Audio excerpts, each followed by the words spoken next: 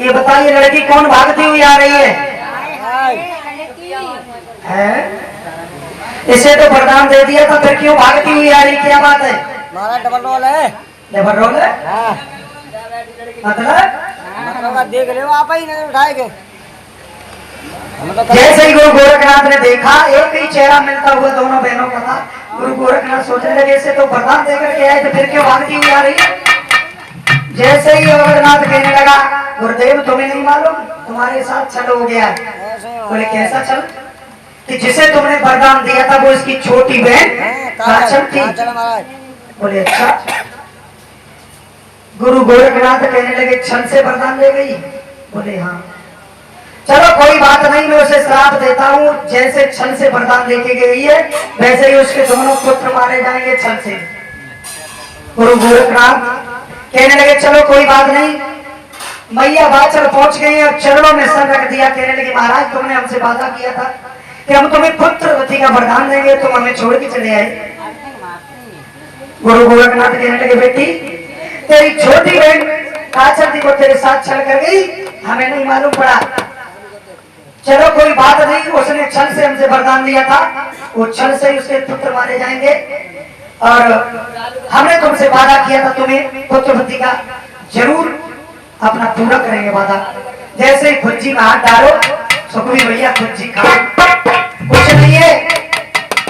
गोरखनाथ सोचने लगे हमने इस लड़की से वादा किया है, अब ये कैसे पूरा होगा? मेरी खुज्जी में तो कुछ भी नहीं। दो दाने पड़े थे जो कि वो उसको दे दिए, क्या करें? और सोच में पड़ गए गोरखनाथ और अपनी योग माया के द्वारा अपनी शक्ति के द्वारा दिमाग लगाया और सोचने लगे अब हमें चलना चाहिए राजा बासु के दरबार। महाराज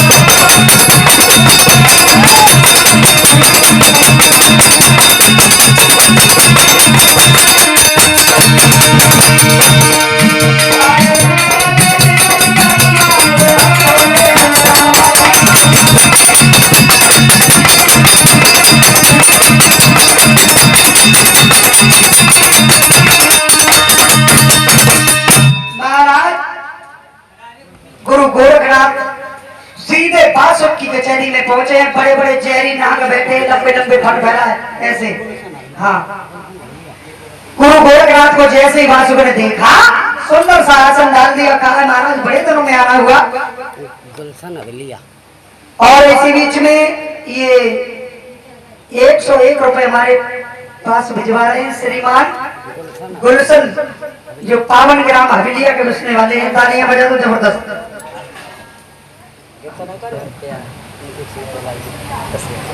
और 101 रुपए हमारे पास में भिजवा रहे हैं श्रीमान लालजीत भैया कश्यप जी, जो इसी गांव नगड़ा महानंद के बसने वाले हैं।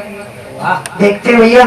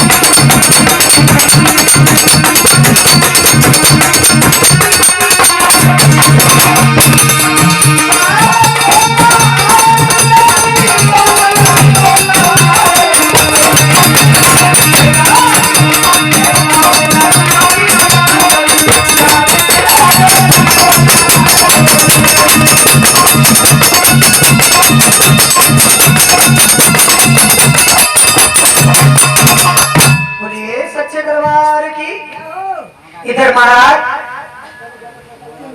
जब गुरु गोरखनाथ बादशाह के दरबार में पहुंचे, बड़े सुंदर से आसन पर बिठाला, कहा महाराज हमारे यहाँ किस लिए आना, वो बड़े दिनों में आए। गुरु गोरखनाथ कहने लगे बगैर काम के तो कोई कहीं जाता नहीं है, हमें तुमसे काम है। बोले महाराज आपका आदेश, हमारा सर आपके चरणों में जो भी आदेश करोगे हमें मंजूर है। बोले हमें एक नाग चाहिए। बोले नाग तो बड़े बड़े नाग बैठे विशेर देखो कितने कितने लंबे फन वाले, चाहे ले जाओ चाहे ले जाओ, कोई चले जाओ। देखो ढोलक पावे तो बोले ये नाग नहीं चाहिए, बड़े ज्यादा बड़े बड़े फन है इनके। बच्चे बता वो ले जाओ। ऐसा करो हाँ हमें एक छोटो सा बच्चा दे दो, कुल नाम बैठो जो। ये ना हाँ ले लो वो तो भाग दो, चलो वो पकड़ो पकड़ो। जो बच्चा भाग रहा ज्यादा जाई चाहिए हमें, जाई चाहिए जाए ले लो चमटा जूस आई ना। अरे वो ज्यादा बड़ा नाग है, छोटे से बच्चे की जरूरत है। अच्छा हाँ वो भाग रहे उधर उधर भाई दे। तो भाई ले लो तुम। महाराज वहां से कहने लगे महाराज जो भी चाहिए, एक नाग चाहिए, 10 नाग 100 नाग जितने चाहिए देगा। बोले ज्यादा नहीं केवल एक। बोले ठीक है। वो बच्चा चाहिए, बोले पदम नाग का बच्चा है, बोले ले जाओ। गुरु गोरखनाथ ने क्या किया, अपनी योग माया के द्वारा गूगल लिया हाथ में, उस बच्चे को उस गूगल में समाहित कर लिया। और जब गूगल में समाहित किया है पदमनाथ के बच्चे को, और वहां से गुरु गोरखनाथ चले हैं कहा सिद्ध मुक्त जा मैया बैठी है, 1400 चेला वहां रुके हुए चले हैं गुरु गोरखनाथ।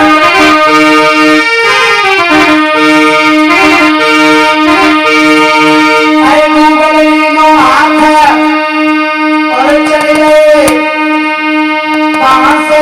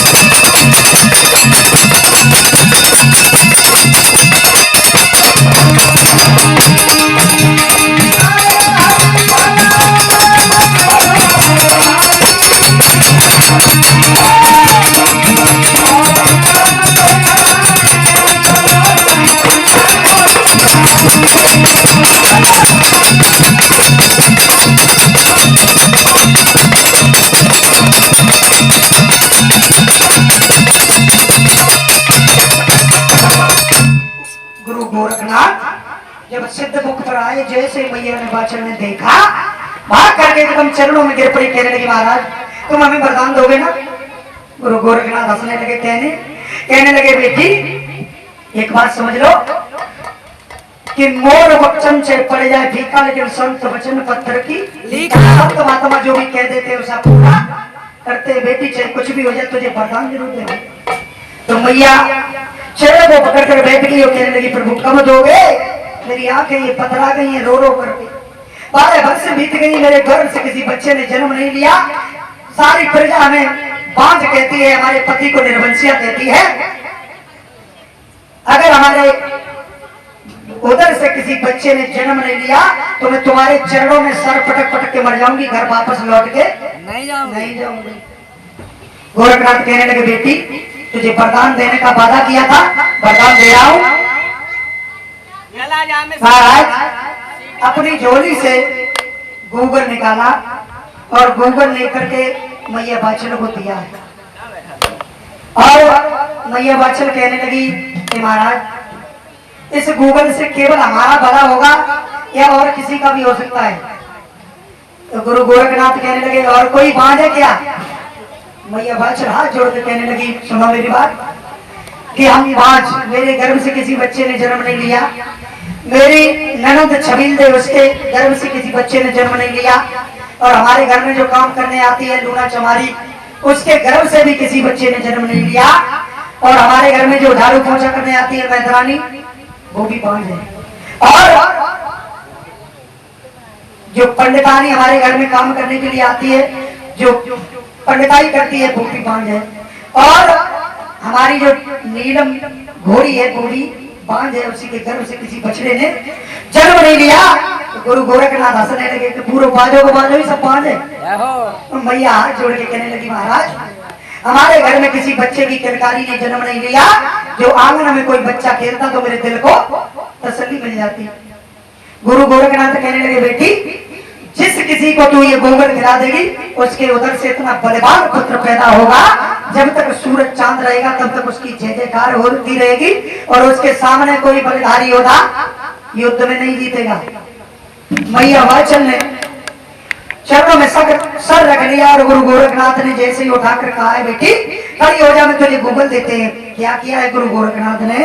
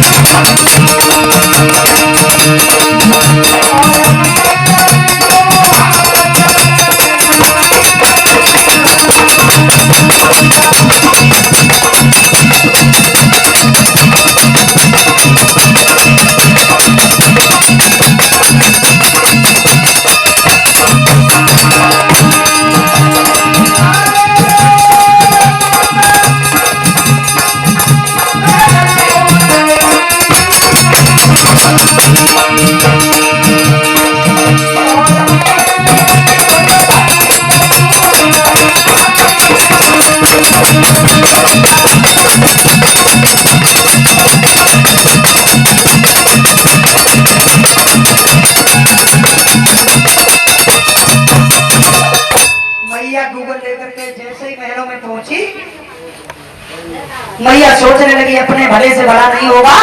पहले सबसे पहले मैत्रानी को बुलाया कि बहने दरा, उसमें से थोड़ा गूगल उस मैत्रानी को दिया, लूना चमारी को दिया थोड़ा, और नंद छबील को दिया, और पंडितानी को दिया, और थोड़ा सा बचा उस जो नीलम घोड़ी थी उसको खिला दिया। और जब बाद में थोड़ा बच गया वो खुद खा लिया, और जैसे ही गूगल को खाया तो महाराज गूगल धीरे धीरे सब दिखाना शुरू जब किया। क्या लीला है गोरखनाथ की।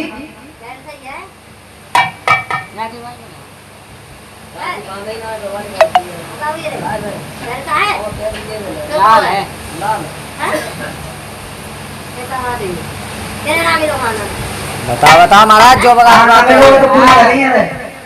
मठा के आलू आराम से बताओ, कोई दिक्कत हो देख ले महाराज।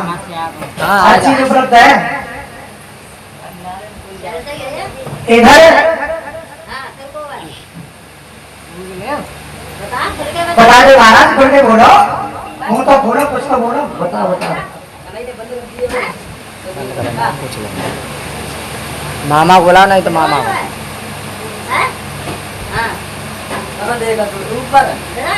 भूल गए, रास्ता भूलिए।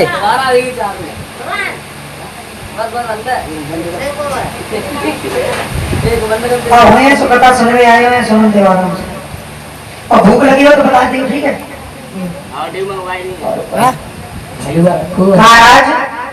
उस गूगल को जब वितरित किया तो धीरे धीरे जब समय व्यतीत हुआ, एक दिन का समय है महाराज, जब नंद छबील ने देखा कि हमारे भैया तो वन में तपस्या करने के लिए चले गए, और हमारी भाभी के उधर में कोई बच्चा पल रहा है, ये कारण क्या है? और जा करके सारा हाल अपने पिता उम्रपाल से कहा। किसने? नंद छबीले नंद छबीले। कहने लगी पिताजी, अगर तुम अपनी नाक बचाना चाहते हो तो भाभी को या तो घर से निकलवा दो या ऐसे मरवा दो। और इसी बीच में श्रीमान पप्पू भैया जी की तरफ से 101 रुपए आ रहे हैं बाबा जी के चरणों में। ये पावन ग्राम हवेलिया के बसने वाले हैं। तालियां बजा दो भैया के लिए जबरदस्त। और 101 रुपए देकर के सम्मान कर रहे हैं। गुरु गोरखनाथ से विनती है भैया के घर में धनधान्य की कमी न हो, मां लक्ष्मी की कृपा बनी रहे और धर्म के आगे ऐसी हाथ बढ़ते रहे। बोलिए सच्चे दरबार की। इधर नंद छबीले ने चुगली कर दी महाराज, और नंद भाभी को तो वैसे 36 कुआं खड़ा होता है।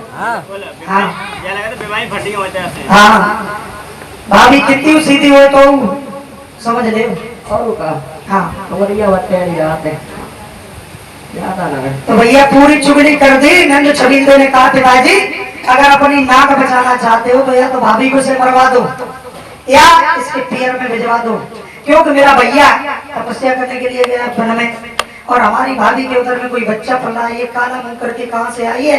तुम्हारी नाक कट जाएगी, मुंह दिखाने के लायक नहीं होगी। उमरपाल से जब ऐसे शब्द कहे हैं नंद छबीले, तो उमरपाल कहने लगे बेटी तो सच बात कह रही है कि ये जब अगर कुल में दाग लग जाए, कपड़े में दाग लग जाए तो वो धोने से छुट जाता है, अगर कुल में दाग लग गया तो वो कोई छुटा नहीं पाता है। महाराज बिल्कुल बात समझ में आ गई और रथवान को बुलाया है। उमरपाल कहने लगे रथवान मेरी बात सुनो, ये बाचल को ले जाकर के इसके पैर में छोड़ के आना। इसे मरवाना तो उचित नहीं है, इसके पैर में ले जाना और रात्रि के 12 बजे रथ को निकालना है। ऐसा नहीं कि नगर की कोई लोग जग रहे हो कोई देखे। अनिल भैया ऐसे समय निकलो रथ लेके जो कोई जान न सके। रथवान हाथ जोड़कर कहने लगा ठीक है महाराज, जो भी आपकी आज्ञा होगी और वही होगा। रथवान ने रथ को सजाया है और रात्रि के 12 बजे मैया बाचल को लेकर वो रथवान चला है।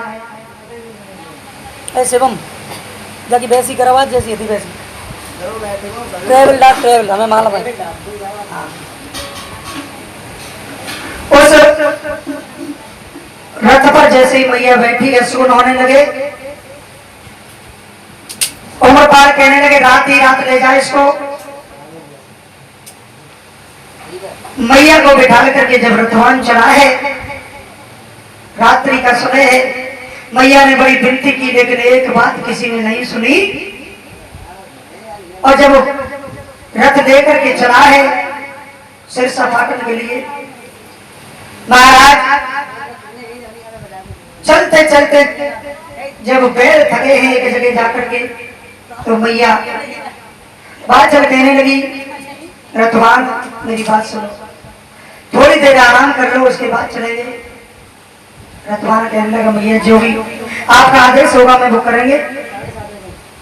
कि कहीं पर बैल छोड़ दो, रथ को खड़ा कर दो और आराम कर दो, बैल भी थक गए तुम भी थक गए हो। महाराज रथवान ने बैलों को छोड़ा है और रथ को खड़ा किया। इधर बासु के यहाँ वो बंडा नाग बैठा है पद्मनाग, वो सोचने लगा कि हमारे यहाँ से एक नाग वंश का जो बच्चा गया है और वो अगर मनुष्य योनि में पहुंच गया और मनुष्य योनि में जन्म लेगा तो हमारी नाक कट जाएगी, बेइज्जती हो जाएगी। ऐसा करो, बासिक से पूछा है तो वैसे कहने लगा ठीक है जाकर उस मैया को डस लो, न रहेगा बांस और ना बजेगी बांसुरी। तो बंडा नाग वहां से चला और साथ में नागिनी को लेकर के और डसने के लिए आज अंदर कन्हैया लाल को कन्हैया कहाँ बसरिया बजा रहे आज लगा ऐसी ना बजाइयो ना तोले टूट दे कोई तो सभा में एक बीड़ा रखा है और बड़े बड़े नाग बैठे हैं जहरी। उनसे कहा है कि कौन डसेगा जाकर के बाछल भैया को। तो एक बड़ी नागिन बैठी है, वो कहने लगी कि हम डसेंगे जाकर के। बाद में सोचने लगी कि हम कैसे डस पाएंगे, वो तो बड़ा बलधारी होता है। मना कर दिया। तो बंडा नाग कहने लगा महाराज कोई नहीं बीड़ा चमता है तो हम देखते। उठा लिया और कहा कि हम देखेंगे। चला है बंडा नाग डसने के लिए और उस कजरी बन के बीच में जब पहुंचा है, देखा है कि रथ खड़ा है, रथ के बीच में मैया बाछल बैठी है और बैल एक तरफ खड़े हैं। जैसे ही रथ के ऊपर चढ़ने के लिए तत्पर तैयार हुआ और इधर 6 महीने के जारवीर महाराज मैया के उधर से बोल रहे हैं, कहने लगे मैया चिंता मत करना, मैं बैठा हूं। जारवीर आवाज देने लगे। इधर से बंडा नाग चला और जैसे ही रथ के ऊपर चढ़ा, जारवीर महाराज ने रूप बदल करके ऐसा तमाचा मारा, बंडा नाग बहुत दूर जाके गिरा। और जब गिरो तो नागिनी काम लगी, कहे महाराज मुंह कैसो लाल है, पानों ने खाया है का? बंडा नाग कहने लगा तो ये परी पान की और हमें परी जान की। हमारे तो एक ही तमाचे में लालटेन से लग गई, मुंह से खून निकल गया। बंडा नाग कोशिश करने लगा कि अब तो इसको डसना ही डसना है, इसको छोड़ेंगे नहीं। जारवीर महाराज की कृपा दृष्टि ऐसी, बंडा नाग जैसे ही दोबारा चला और जारवीर ने फिर एक तमाचा दिया, ऐसा तमाचा मारा नील भैया, बंडा नाग बेहोश होकर गिर पड़ा, मुंह से खून निकलने लगा। नागिनी कहने लगी महाराज बस डस गए, ऐसा करो चलो यहाँ से। बंडा नाग सोचने लगा कुछ तो करना है, यहाँ तक आए और सोचने लगा कि इससे तो पेश जाने वाली नहीं है, क्योंकि 2 बार हमने बाढ़ किया और एक भी बार हमारा कामयाब नहीं हुआ, खाली चला गया, मुंह से खून निकल गया, दांत टूट गए और अभी सोए रहेगा। चलो एक रात का भजन बोलो, 2-4 लोग होंगे रहे मगर कन्हैया कहाँ बजा रहे बंसी? अरे कम नहीं खाओ, ज्यादा खाओ, जल्दी आओ। और रात में ठंडा खाना रो रात ले भैया, इन्हें बताओ सवेरे हो। क्योंकि नींद उन्हीं लोगों को आती है जो भगवान की कथा में ध्यान नहीं लगाते। जो लोग मन से कथा सुनते हैं उनके पास नींद नहीं आती है। कहते दिया भाई घर पे जाइए जहाँ राम नाम ना हो, जहाँ भगवान की कथा चलती है वहाँ जो लोग कथा को सुनते हैं ध्यान पूर्वक, उनके पास नींद कभी नहीं आती है। ऐसा है कि नहीं कि हम झूठ बोल रहे हैं?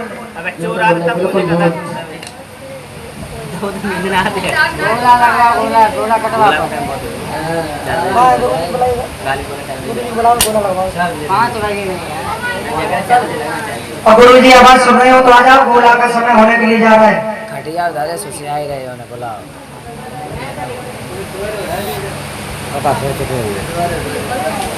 गोला तो ये 2 भैया लगाए लगवाए काला नींद आ रही का कन्हैया और का कारे बजरा बदियां खाए नहीं तोता। हमें कन्हैया को नींद आ रही, जो बंसी बजाए रो, सभी लोग तालियां बजाओ, और ताली ना बजाई तो समझ रहे तो फिर उठ के खड़ो होने पड़े हो।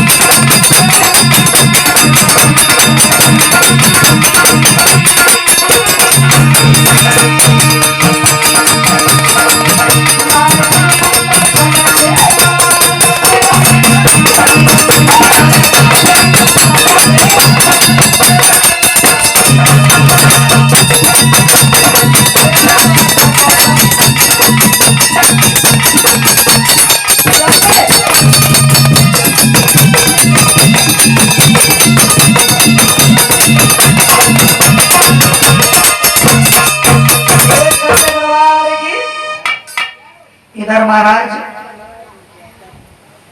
जब गंडा नाक की कोई पेश नहीं गई, क्या सोचा उसने, ऐसा करो यहाँ तो पेश जाने वाली नहीं है और ये बत्तियां बनी है दूर नहीं उसने।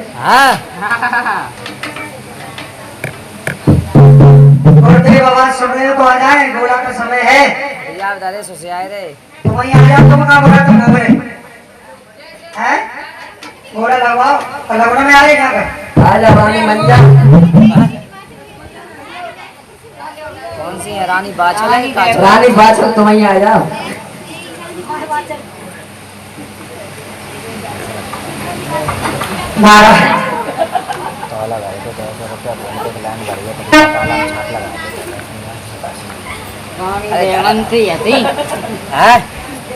और इसी बीच में हमारे अनुज भैया बाबा जी के चरणों में 201 रुपए भेंट कर रहे हैं और हमारे सभी साथियों को 11-11 15 देकर सम्मान कर रहे हैं।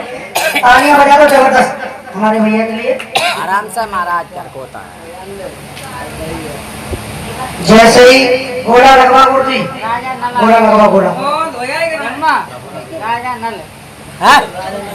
अच्छा कहा कहते हैं। और इसी बीच में 21 रुपए बाबा जी के चरणों में भेंट कर रहे हैं श्रीमान रूपलाल पाल जी, जो इसी पावन ग्राम नगला महानंद की भूमि, इस पवित्र भूमि से 21 रुपए भेंट कर रहे हैं बाबा जी के चरणों में। बोलिए सदगुरुदेव भगवान की। और ये 201 रुपए बाबा जी के चरणों में भेंट दे रहे हैं हमारे सुखवीर भैया, जो बहादुरपुर इटावा के बसने वाले हैं। तालियां बजा दो जबरदस्त। और एक लाइन भैया के लिए देखते हैं।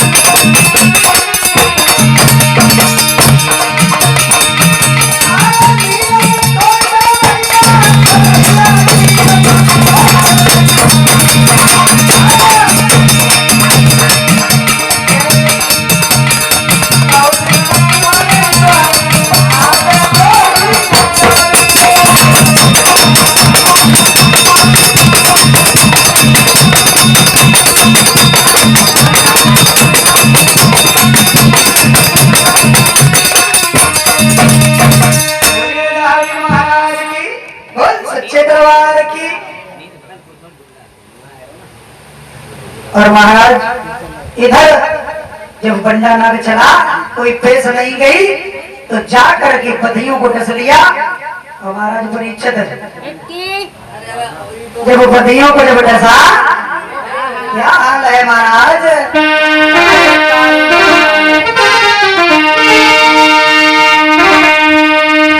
अरे काले काले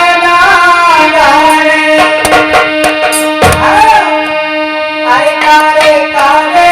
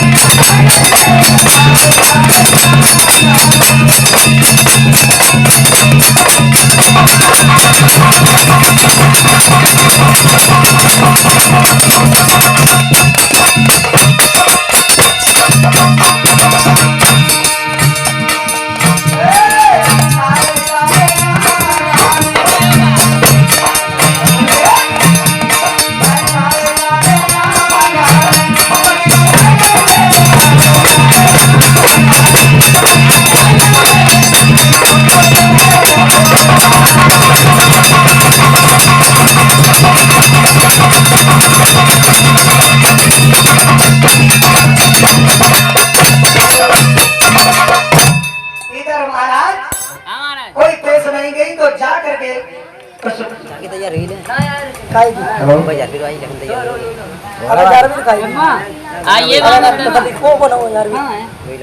अबे तसल्ली से बैठ जा हम काले बाबा जी तो कहते बांगरा ही रहा है। अरे टाइम लगे क्या टाइम लगे बैठ जावा खताब बदिया है नहीं ये जिंदा हो गए बदिया जिंदा इधर महाराज जब बदिया डसली इन्हें बहुत जल्दी है। हां बहुत जल्दी है। हां बाबा जी हलाइया देंगे मैया वाचन की जैसे आप बड़ी कहने लगी बेटा ऐसा करो रथ को सजाओ बदिया को लाओ रथ तैयार करो चलना है।